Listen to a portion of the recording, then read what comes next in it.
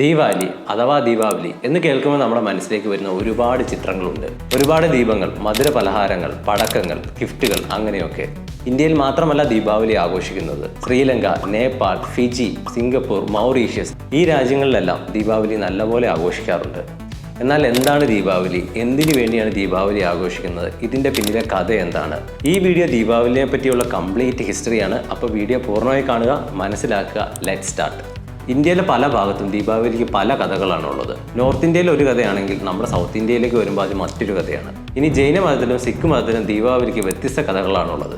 ദീപാവലി എന്ന വാക്കിൻ്റെ അർത്ഥം ദീപം പ്ലസ് ആവലി, അതായത് ദീപത്തിൻ്റെ കൂട്ടം അഥവാ നിര എന്നാണ് അർത്ഥം വരുന്നത്. ദീപാവലിനെ പറ്റി ഏറ്റവും പോപ്പുലർ ആയിട്ടുള്ളത് രണ്ട് കഥകളാണുള്ളത്. നോർത്ത് ഇന്ത്യയിലെ ആളുകൾ ദീപാവലി ആഘോഷിക്കുന്നത് ത്രേതായുഗത്തിലെ വിഷ്ണുവിൻ്റെ 7ാമത്തെ അവതാരമായ രാമൻ്റെ കഥയെ ആസ്പദമാക്കിയിട്ടാണ്.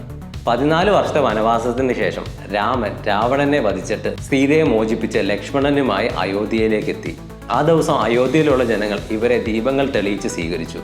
പിന്നീട് ആ ദിവസത്തിന്റെ സ്മരണയിൽ നിന്നാണ് ദീപാവലി ഉണ്ടായതെന്നാണ് ഇവരുടെ വിശ്വാസം. ഇനി നമ്മുടെ സൗത്ത് ഇന്ത്യയിലേക്ക് വരുമ്പോൾ ദീപാവലിയുടെ കഥ എൻ്റയർലി ഡിഫറൻ്റ് ആണ്. ദ്വാപര യുഗത്തിലെ വിഷ്ണുവിൻ്റെ 8ാമത്തെ അവതാരമായ ശ്രീകൃഷ്ണ ഭഗവാനെ കണക്ട് ചെയ്തിട്ടാണ് സൗത്ത് ഇന്ത്യക്കാരുടെ ദീപാവലി. ഭൂമി ദേവിയുടെ മകനായ നരകാസുരൻ അതിശക്തനായ ഒരു അസുരനായിരുന്നു. നരകാസുരൻ 3 ലോകത്തെ ഭീതിയിലാക്കുകയും അവിടെയുള്ള സ്ത്രീകളെ തടവിലാക്കുകയും ചെയ്തു. അങ്ങനെ ഇരിക്കെ നരകാസുരൻ സ്വർഗത്തെയും ദേവന്മാരുടെ അമ്മയായ അതിഥി ദേവിയെയും ആക്രമിച്ചു. അപമാനം സഹിക്കവയ്യാതെ ഇന്ദ്രദേവൻ ശ്രീകൃഷ്ണ ഭഗവാന്റെ സഹായം തേടി. ശ്രീകൃഷ്ണൻ നരകാസുരനുമായി യുദ്ധം ചെയ്യുകയും തന്റെ സുദർശന ചക്രം ഉപയോഗിച്ച് നരകാസുരനെ വധിക്കുകയും പിന്നീട് നരകാസുരന്റെ തടവറയിലുള്ള സ്ത്രീകളെ മോചിപ്പിക്കുകയും ചെയ്തു. ശ്രീകൃഷ്ണ ഭഗവാൻ നരകാസുരന് മേൽ നേടിയ വിജയത്തെയാണ് ദീപാവലിയായിട്ട് ആഘോഷിക്കുന്നത്. ആന്ധ്രയിൽ നരകാസുരനെ വധിച്ച ദിവസം നരകാ ചതുർത്ഥിയായി ആഘോഷിക്കുന്നു. ഈ 2 കഥകളാണ് ദീപാവലിനെ പറ്റി പോപ്പുലർ ആയിട്ടുള്ളതെങ്കിലും മറ്റൊരുപാട് കഥകളും ദീപാവലിയെ പറ്റിയുണ്ട്. അതെന്താണെന്ന് നമുക്ക് നോക്കാം. പശ്ചിമ ബംഗാൾ സൈഡിലേക്ക് ദീപാവലി ദിവസം കാളി പൂജ ദിവസമായിട്ടാണ് അവർ ആഘോഷിക്കുന്നത്. എന്നാൽ ഗുജറാത്ത് സൈഡിലേക്ക് ദീപാവലി ആഘോഷിക്കുന്നത് സമ്പത്തിന്റെ ദേവിയായ ലക്ഷ്മി ദേവിയെ ആസ്പദമാക്കിയിട്ടാണ്. കാരണം ഈ സമയത്ത് തന്നെയാണ് അവരുടെ കലണ്ടർ പ്രകാരം പുതുവർഷം ആരംഭിക്കുന്നത്.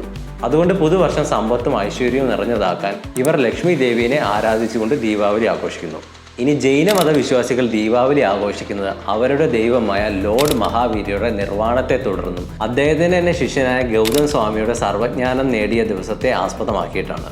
ആ ദിവസം മറ്റ് സംസ്ഥാനങ്ങളിലുള്ള ഹിന്ദുക്കളെ പോലെ പടക്കം പൊട്ടിച്ചല്ല ഇവർ ദീപാവലി ആഘോഷിക്കുന്നത്. പ്രാർത്ഥനയിലും സ്തുതിഗീതങ്ങളിൽ ഏർപ്പെടുകയും പിന്നീട് ഇവരുടെ തന്നെ പുണ്യഭൂമിയായ പവാപുരി സന്ദർശിച്ചുമാണ് ഇവർ ദീപാവലി ആഘോഷിക്കുന്നത്. ഇവർ ദീപാവലിയിലെ വിളക്ക് തെളിയിക്കുന്നത് അറിവിൻ്റെയും ജ്ഞാനത്തിൻ്റെയും പ്രതീകമായിട്ടാണ്. ഇതൊക്കെയാണ് ഇന്ത്യയിൽ ആഘോഷിക്കുന്ന ദീപാവലിയുടെ പ്രധാന കഥകൾ. ഇതുകൂടാതെ നിരവധി കഥകളും പ്രചാരണത്തിലുണ്ട്. ഉദാഹരണമായി പാണ്ഡവരുടെ കഥ, മഹാബലിയുടെ കഥ, ഇതെല്ലാം ദീപാവലിയുമായി കണക്ട് ചെയ്തിട്ടുണ്ട്. ഐതിഹ്യങ്ങളും കഥകളും ഒരുപാടുണ്ടെങ്കിലും ദീപാവലിയുടെ കോർ പ്രിൻസിപ്പിൾ എന്നത് തിന്മയുടെ മുകളിൽ നന്മയുടെ വിജയം അഥവാ അജ്ഞതയുടെ ഇരുട്ടിലേക്ക് അറിവിൻ്റെ വെളിച്ചം കൊണ്ടുവരിക എന്നതാണ്. ബിസിനസ്സുകാരെ സംബന്ധിച്ചും ദീപാവലി നല്ലൊരു സമയമാണ്. 2023 ദീപാവലി സീസണിൽ ഇന്ത്യൻ റീറ്റെയിൽ മാർക്കറ്റ് 3.75 ലക്ഷം കോടിയുടെ ബിസിനസ്സാണ് ഉണ്ടാക്കിയത്. അത് 2024 ആയപ്പോൾ 4.25 ലക്ഷം കോടിയുടെ ബിസിനസ്സായി ഉയർന്നു. സോ ബിസിനസ്സുകാർക്ക് ദീപാവലി നല്ലൊരു ഫെസ്റ്റീവ് സീസണാണ്. അങ്ങനെ നോക്കുകയാണെങ്കിൽ ഒരു ഹാപ്പിനെസിൻ്റെ ഫെസ്റ്റിവൽ തന്നെയാണ് ദീപാവലി. അപ്പോൾ ദീപാവലിയുടെ ചരിത്രം നിങ്ങൾക്ക് ഇഷ്ടമായെങ്കിൽ തീർച്ചയായിട്ടും ഈ വീഡിയോ ലൈക്ക് ചെയ്യുക, ഷെയർ ചെയ്യുക, നമ്മുടെ ചാനലിലെ മറ്റ് വീഡിയോസും കാണാൻ ശ്രമിക്കുക. അപ്പോൾ see you on the next video.